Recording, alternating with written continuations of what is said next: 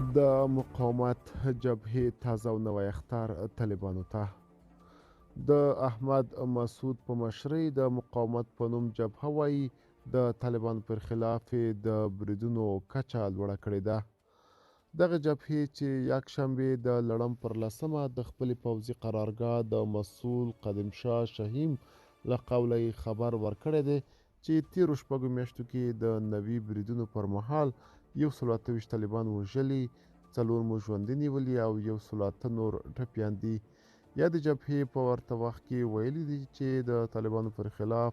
د عملیاتو جریان کې ملکي وګړو ته ډیره پاملرنه کوي چې زیان ورته ونه رسیږي. بلخوا د ننګرهار لپاره د طالبانو د امنیه قوماندانۍ ویان عبدالبصیر زابلي وایي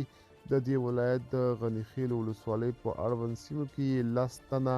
او په چګرام کې بیا 6 تنه ځایي خلک نیولي دي چې د طالبانو د مشر ملا هیبت الله له امره یې سرغړونه کړې وه او پر خپلو ځمکو یې کوکنار کرلی وو. زابلي زیاته کړې ده چې طالبانو د یادو 14 کسانو له ځمکو کوکنار اړولي